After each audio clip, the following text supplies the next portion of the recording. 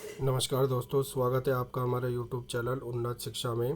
आज हम करने वाले हैं कक्षा 12th का हिंदी का जयशंकर प्रसाद का देवसेना का गीत जो हमारा है, उसके हम MCQ प्रश्न करेंगे। इसमें मैंने देवसेना का गीत के सभी महत्वपूर्ण प्रश्नों को शामिल किया है। तो आइए शुरुआत करते हैं। पहला प्रश्न है हमारा, निम्न में से किसका अर्थ सही नहीं है। देखिए यहाँ पे आपको तीन शब्द दिए गए हैं और उनका अर्थ दिया गया है। तो बताना है कि किसमें से इनमें से किसका अर्थ सही नहीं है। पहला है हमारा सूर्यधनु इंद्रधनुष, दूसरा है लघु छोटा, तीसरा है खग पक्षी और चौथा है हमारा कि सभी ठीक है, मतलब कोई भी इनमें से गलत नहीं है। तो बताइए इसका सही आंसर क्या होगा। तो देखिए सूर्यधनु इंद्रधनुष ये हमारा सही है, लघु छोटा ये हमारा सही है, खग पक्षी ये हमारा सही है। तो हमारा आंसर क्या हो जाएगा, हमारा आंसर हो जाएगा डी सभी ठीक है। चलिए अब हम चलते हैं अगले प्रश्न की तरफ। अगला प्रश्न है हमारा प्रश्न नंबर 2। स्कंदगुप्त किसको प्रेम करता था। जो स्कंदगुप्त था वो किसको प्रेम करता था। रमा से, शकुंतला से, लक्ष्मी से या विजया से। बताइए इसका सही आंसर क्या होगा। तो इसका सही आंसर देखिए, रमा से नहीं, शकुंतला से नहीं, विजय लक्ष्मी से नहीं। तो स्कंदगुप्त किससे प्रेम करता था, डी विजया से। चलिए अगले प्रश्न की ओर। अगला प्रश्न है हमारा प्रश्न नंबर 3। उससे हारी होड़ लगाई में कौन सा अलंकार है। आपको एक लाइन दी है, उससे हारी होड़ लगाई में कौन सा अलंकार है। श्लेष अलंकार है, उपमा अलंकार है, रूपक अलंकार है या फिर अनुप्रास अलंकार है। तो देखिए यहाँ पर इस लाइन में हमारा हारी होड़ में हा आ रहा है, तो हा वर्ण की आवर्ती हो रही है और जब वर्ण की आवर्ती होती है तो हमारा अनुप्रास अलंकार होता है। ऑप्शन डी इसका सही आंसर हमारा हो जाएगा। चलिए अगले प्रश्न की तरफ चलते हैं। अगला प्रश्न है हमारा प्रश्न नंबर 4। देवसेना का सही परिचय बताइए। देवसेना का सही परिचय बताना है। देवसेना मालवा के राजा बंधुवर्मा की बहन थी। देवसेना राजा बंधुवर्मा की रानी थी। देवसेना राजा बंधुवर्मा की पुत्रवधू थी। देवसेना राजा बंधुवर्मा की माँ थी। बताइए इसका सही आंसर क्या होगा। इसका सही आंसर होगा हमारा देवसेना जो थी वो राजा बंधुवर्मा की बहन थी। तो देवसेना मालवा के राजा बंधुवर्मा की बहन थी। ऑप्शन ए हमारा सही हो जाएगा। अगले प्रश्न की तरफ चलते हैं। अगला प्रश्न है हमारा प्रश्न नंबर 5। प्रश्न नंबर 5 है हमारा, मधुकरियो का अर्थ क्या है। देखिए आपको एक शब्द दिया है यहाँ पे, मधुकरियो, ठीक है। तो पूछा है कि मधुकरियो का अर्थ क्या है। खामोशी, एकत्रित, भिक्षा, एकांत। बताइए इसका क्या अर्थ होगा। तो इसका अर्थ है हमारा क्या, इसका अर्थ है हमारा भिक्षा। ऑप्शन सी हमारा सही हो जाएगा। अगले प्रश्न की तरफ चलते हैं। अगला प्रश्न है प्रश्न नंबर 6। प्रश्न नंबर 6 है, छल छल थे संध्या के श्रम कर्ण में कौन सा अलंकार है। एक लाइन दी गई है, छल छल थे संध्या के श्रम कर्ण। पूछा है इसमें कौन सा अलंकार है। उपमा अलंकार है, उत्प्रेक्षा अलंकार है, मानवीकरण है या फिर रूपक अलंकार है। बताइए इसका सही आंसर क्या होगा। इसका सही आंसर होगा हमारा सी, मानवीकरण। ठीक है, देखिए मानवीकरण अलंकार क्या होता है, जहाँ पर निर्जीव में सजीव के गुण बताए जाते हैं। तो ऑप्शन सी हमारा सही होगा, मानवीकरण अलंकार। चलिए अगले प्रश्न की तरफ चलते हैं। अगला प्रश्न है हमारा प्रश्न नंबर 7। मेरी करुणा हा खाती में कौन सा अलंकार है। मेरी करुणा हा खाती में कौन सा अलंकार है। पुनरुक्ति प्रकाश, रूपक अलंकार, अनुप्रास अलंकार या फिर उपमा अलंकार। बताइए इसका सही आंसर क्या होगा।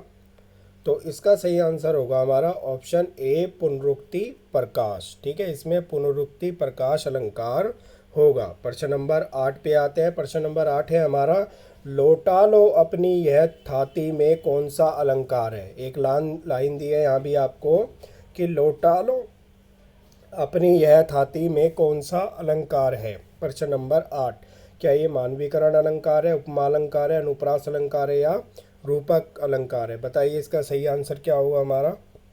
इसका सही आंसर होगा हमारा क्या, इसका सही आंसर है हमारा अनुप्रास अलंकार। क्योंकि लोटा लो में क्या हो रहा है, ल वर्ण की आवर्ती हो रही है और जहाँ पर वर्ण की आवर्ती होती है वहाँ कौन सा अलंकार होता है, अनुप्रास अलंकार होता है। तो सी हमारा सही हो जाएगा। अब हम चलते हैं अपने अगले प्रश्न की तरफ। अगला प्रश्न है हमारा, प्रसाद द्वारा लिखित स्कंदगुप्त नाटक में देवसेना ने भाई बंधुवर्मा की मृत्यु के बाद क्या किया था। ठीक है। जो जयशंकर प्रसाद जी ने स्कंदगुप्त नाटक लिखा, उसमें देवसेना ने उसके भाई की मृत्यु के बाद क्या किया?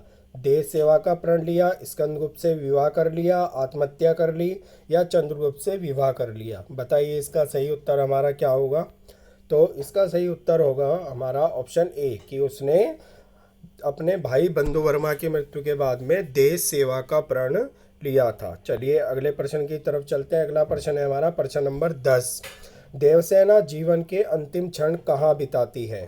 ठीक है, देवसेना जो है वो अपने जीवन के अंतिम क्षणों को कहाँ बिताती है? चंद्रगुप्त के पास, अपने भाई के पास, स्कंदगुप्त के पास, या प्रणदत्त के आश्रम में? बताइए क्या है। क्या चंद्रगुप्त के पास गुजारती थी? नहीं। अपने भाई के पास? नहीं। स्कंदगुप्त के पास? नहीं। तो क्या हो जाएगा इसका ऑप्शन डी हमारा सही हो जाएगा कि देवसेना ने जीवन के अंतिम क्षण प्रणदत्त के आश्रम में गुजारे थे। चलिए अगले प्रश्न की तरफ चलते हैं। अगला प्रश्न है हमारा प्रश्न नंबर 11। तो प्रश्न नंबर 11, निम्न में से किसका अर्थ सही नहीं है? देखिए यहाँ हमें नहीं देखना जरूरी है, क्योंकि हम सही ढूंढ के पहला सही मिलता है उसी का हम आंसर दे देते हैं, जबकि प्रश्न पूछा होता नहीं। तो देखिए पहला है तरुशिखा, पेड़ की शाखाएं, निज, पराया, समीर, हवा, कुमकुम, केसर। बताइए क्या होगा इसका, कौन सा इसमें सही नहीं है? तो देखिए तरुशिखा का अर्थ पेड़ की शिखा होता है, ये हम पेड़ की शाखा होता है, सही है। कुमकुम का अर्थ केसर होता है, ये भी सही है। समीर हवा का पर्यायवाची है, ये भी सही है। लेकिन निज का अर्थ पराया नहीं होता, अपितु निज का अर्थ क्या होता है? निज का अर्थ होता है अपना। तो हमारा ऑप्शन बी सही नहीं है, क्योंकि निज के सामने पराये की जगह क्या आना था? अपना आना था। चलिए अगले प्रश्न की तरफ। अगला प्रश्न है हमारा, निम्न में से किसका अर्थ गलत है? निम्न में से किसका अर्थ गलत है? होड़, मुकाबला करना, थाती, धरोहर, निज, नकली, पथ, रास्ता। देखिए अभी हमने जो पहले वाला प्रश्न किया था उसी में मैंने आपको बताया था। ठीक है, देखिए होड़ का अर्थ मुकाबला कर रहा है, सही है। थाती का अर्थ धरोहर है, सही है। पथ का अर्थ रास्ता है, सही है। लेकिन अभी हमने पिछले प्रश्न में ही क्या बात करी थी कि निज का अर्थ पराया नहीं है, अपना है। तो निज का अर्थ नकली भी नहीं होगा, बल्कि निज के सामने क्या आना था? अपना।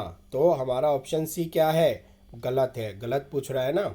आगे हम अगले प्रश्न की तरफ चलते हैं। अगला प्रश्न है प्रश्न नंबर 13, निम्न में से किसका अर्थ सही नहीं है? यहाँ भी वही पूछा है। देखिए अब यहाँ पे निज का सही अर्थ दिया हुआ है अपना, तो पहला हमारा सही है। कुंभ का अर्थ दिया हुआ है घड़ा, तो ये भी हमारा सही है। हेम का अर्थ दिया हुआ है सोना, तो ये भी हमारा सही है। लेकिन खग का अर्थ पेड़ दिया है, क्या खग का अर्थ पेड़ होता है? नहीं, यह हमारा गलत है। खग का अर्थ क्या होता है? पक्षी होता है। तो हमारा ऑप्शन सी सही हो जाएगा। चलिए अगले प्रश्न की तरफ चलते हैं हम। अगला प्रश्न है हमारा, संचित का क्या अर्थ है? संचित का क्या अर्थ है? ठीक है, संचित का क्या अर्थ है? इनमें से एकत्रित, भिक्षा, चिंतित, या खामोशी। देखिए इसमें जितने भी सारे प्रश्न लिए गए हैं वह सारे देवसेना के गीत से ही लिए गए हैं। तो संचित शब्द भी जो है उसी में आया है। तो क्या है? एकत्रित अर्थ है, भिक्षा है, चिंतित है, या खामोशी है? बताइए इसका सही उत्तर क्या है? इसका सही उत्तर है हमारा एकत्रित। तो ऑप्शन ए हमारा सही हो जाएगा। प्रश्न नंबर 15 देखते हैं। प्रश्न नंबर 15 है हमारा, मेरी आशा आहा, बावली तूने खोदी सकल कमाई में कौन सा अलंकार है? एक आपको लाइन दी गई है, मेरी आशा आहा, बावली तूने खोदी सकल कमाई में कौन सा अलंकार है? यमक अलंकार, उत्प्रेक्षा अलंकार, उपमा अलंकार, या फिर मानवीकरण अलंकार। तो बताइए इसमें क्या सही है? देखिए पीछे हमने बात की है कि जहाँ पर निर्जीव की तुलना सजीव से की जाए, निर्जीव को सजीव जैसा बताया जाए, वहाँ पर मानवीकरण अलंकार होता है। तो ऑप्शन डी हमारा सही हो जाएगा। प्रश्न नंबर 16 में चलते हैं हम। देवसेना का गीत प्रसाद के किस नाटक से लिया गया है? देवसेना का गीत जो है, जो आपके सिलेबस में है, वो प्रसाद के किस नाटक से लिया गया है? दुर्स्वामिनी, अजातशत्रु, चंद्रगुप्त, या फिर स्कंदगुप्त। बताइए इसका सही उत्तर क्या है? इसका सही उत्तर है हमारा स्कंदगुप्त। जो देवसेना का गीत है वो जयशंकर प्रसाद जी के स्कंदगुप्त नाटिका से लिया गया है। अगले प्रश्न की तरफ चलते हैं। अगला प्रश्न है हमारा प्रश्न नंबर 17। प्रश्न नंबर 17 क्या है?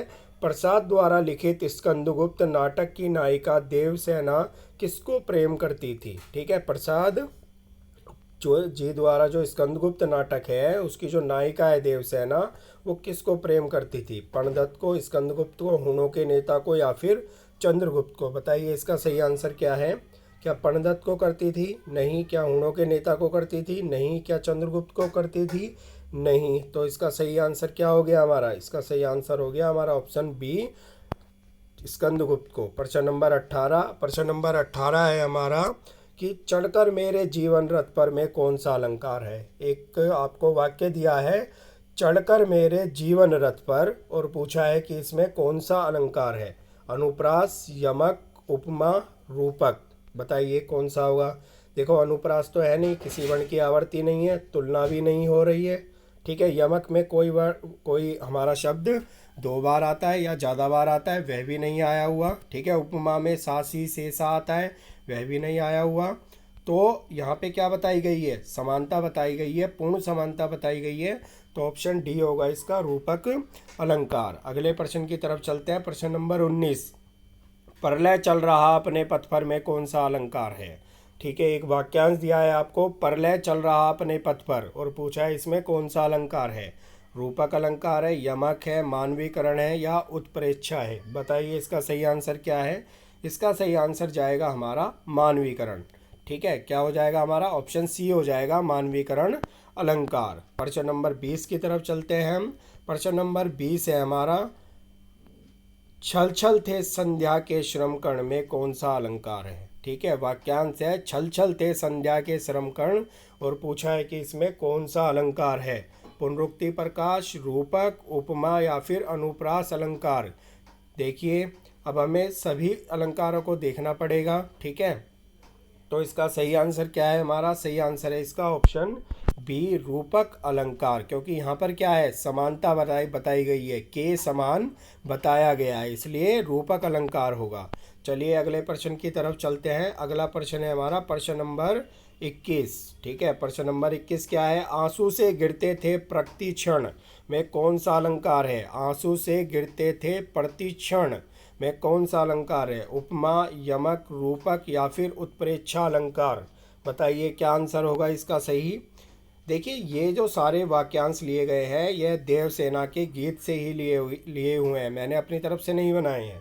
तो क्या है इसका आंसर? है उपमा। ठीक है, उपमा अलंकार है इसका आंसर, क्योंकि यहाँ पे क्या हो रही है? तुलना आ रही है, से आ गया, सा सी से सा जो यहाँ पे आ जाता है वहाँ पे हमारा क्या होता है? उपमा अलंकार होता है। चलिए अगले प्रश्न की ओर चलते हैं। अगला प्रश्न है हमारा, निम्न में से किसका अर्थ सही नहीं है। यहाँ भी क्या पूछा है? अर्थ सही नहीं है। रजनी, दिन, तामरस, तांबे जैसा लाल रंग, मदिर, मस्ती देने वाला, नीड़, घोंसला। बताइए इसका क्या आंसर होगा हमारा। तो देखिए नीड़ का अर्थ घोंसला होता है, मदिर का अर्थ मस्ती देने वाला होता है, तामरस का अर्थ तांबे जैसा लाल रंग होता है, लेकिन रजनी का अर्थ दिन नहीं होता। रजनी का अर्थ क्या होता है हमारा? शाम होता है। ठीक है, शाम या रात। तो चलिए अगले प्रश्न की तरफ चलते हैं। अगला प्रश्न है हमारा प्रश्न नंबर 23। प्रश्न नंबर 23 में क्या पूछा है? प्रश्न नंबर 23 में है, निम्न में से किसका अर्थ गलत है। दीठ, दृष्टि, श्रमकर्ण, धूल, सतृष्ण, तृष्णा के साथ विहाग, अर्धरात्रि में गाया जाने वाला गीत। तो बताइए इसमें से कौन सा गलत होगा। तो देखिए सतृष्ण तृष्णा के साथ सही है, विहाग अर्धरात्रि में गाना जाने वाला गीत, अर्धरात्रि में गाए जाने वाला गीत, ये भी हमारा सही है। दीठ, दृष्टि, ये भी हमारा सही है। ठीक है, तो गलत क्या है हमारा? गलत है हमारा श्रमकर्ण, धूल। ठीक है, तो ऑप्शन बी हमारा इसका सही आंसर हो जाएगा, क्योंकि यही गलत है। आगे चलते हैं प्रश्न नंबर 24। प्रश्न नंबर 24 है, निम्न में से किसका अर्थ गलत है। यहाँ भी क्या पूछा है? गलत है। श्रमकर्ण, पसीना, प्रतिरक्षण, एक बार, वेदना, पीड़ा, दुख, मधुकरियो, जीवन भर की अभिलाषा। बताइए इसका हमारा क्या हमारा इसका गलत अर्थ है, कौन सा इसमें से हमारा गलत होगा। ठीक है, तो देखिए मधुकरियो, जीवन भर की अभिलाषा सही है हमारा, वेदना, पीड़ा, दुख सही है हमारा। ठीक है, और श्रमकर्ण, पसीना, ये भी हमारा सही है। प्रतिक्षण एक बार नहीं है, प्रतिक्षण का मतलब एक बार नहीं है, प्रतिक्षण का मतलब क्या होता है? हर बार, हर क्षण, हर समय। तो हमारा ऑप्शन बी ही हमारा क्या है? गलत ऑप्शन है। चलिए 25 में चलते हैं। निम्न में से किसका अर्थ सही नहीं है? यहाँ भी क्या पूछा है? सही नहीं है। देखिए जो देवसेना के गीत से प्रश्न थे हमारे, वो हमारे हो गए हैं, इसलिए अब मैंने इसमें जो हमारे शब्द हैं उनसे प्रश्न लिए हुए हैं। तो यहाँ भी हमें नहीं वाला बताना है। रजनी का अर्थ रात है, पीछे ही हमने पढ़ा था, तो ये हमारा क्या है? सही है। ठीक है। और अरुण लालिमा लिए हुए, इसका अर्थ भी हमारा सही है, इसलिए सूरज को अरुण भी कहा जाता है। मलय समीर दक्षिण की ओर से चलने वाली हवा, ये भी हमारा क्या है? सही है। लेकिन तरुशिखा पेड़ की जड़ नहीं होता, अपितु क्या होता है? तरुशिखा, तरुशिखा होती है हमारी पेड़ की शाखा। तो गलत कौन सा हो गया? ऑप्शन डी, तरुशिखा हमारा गलत है। चलिए अगले प्रश्न की तरफ चलते हैं। अगला प्रश्न है हमारा, जीवन के अंतिम क्षणों में जब स्कंदगुप्त देवसेना से प्रणय निवेदन करता है तो देवसेना क्या करती है? देखिए जीवन के अपने अंतिम क्षणों में जब स्कंदगुप्त देवसेना से प्रणय निवेदन किया, उसने निवेदन किया, तो देवसेना ने क्या किया? देवसेना स्कंदगुप्त का प्रणय निवेदन अस्वीकार कर देती है। देवसेना उसकी बात मानकर उससे शादी कर लेती है। देवसेना चंद्रगुप्त के पास चली जाती है। देवसेना आत्महत्या कर लेती है। बताइए कौन सा ऑप्शन इसका हमारा सही होगा? तो देवसेना ने आत्महत्या कर ली थी? नहीं। क्या चंद्रगुप्त के पास चली गई थी? नहीं। देवसेना उसकी बात मानकर उससे शादी कर लेती है? नहीं। देवसेना स्कंदगुप्त का प्रणय अस्वीकार कर देती है। तो हमारा ऑप्शन ए सही हो जाएगा। अब हम देखते हैं हमारा अगला प्रश्न, प्रश्न नंबर 27। निम्न में से किसका अर्थ गलत है? विहाग पक्षी, श्रुति सुनने की क्रिया, उन्नति नींद से भरी हुई, विपिन जंगल। बताइए इसका कौन सा गलत होगा? तो देखिए अभी यहाँ पर विपिन का अर्थ जंगल है, कानन है, सही है। उनिधि होता है नींद से भरी हुई, ये भी हमारा सही है। श्रुति होता है सुनने की क्रिया, ये भी हमारा सही है। विहाग पक्षी, ये हमारा गलत है, क्योंकि पक्षी किसका अर्थ होता है? पक्षी हमारा अर्थ होता है विहग का, ना कि विहाग का। तो ए हमारा सही हो जाएगा, क्योंकि ये हमारा गलत है। चलिए अगले प्रश्न की तरफ चलते हैं। अगला प्रश्न है हमारा, निम्न में से किसका अर्थ गलत है? यहाँ भी क्या पूछा हुआ है? गलत है। श्रमित श्रम करके थका हुआ, अनंत अनंतहीन, निर्वता खामोशी, विपिन आग। बताइए इसमें से कौन सा गलत होगा? तो देखिए इसमें श्रमित का अर्थ परिश्रम करके थका हुआ सही है। अनंत अंतहीन, ये भी सही है। निर्वता खामोशी, ये भी सही है। लेकिन विपिन का अर्थ आग नहीं होता। पीछे ही हमने क्या पढ़ा है? विपिन का अर्थ क्या होता है? जंगल होता है। ठीक है। तो ऑप्शन डी हमारा क्या है? गलत है। चलिए अगले प्रश्न की तरफ चलते हैं। अगला प्रश्न है हमारा प्रश्न नंबर 29। प्रश्न नंबर 29 हमारा क्या है? 29 है, निम्न में से किसका अर्थ गलत है? यहाँ भी क्या पूछा है? गलत है।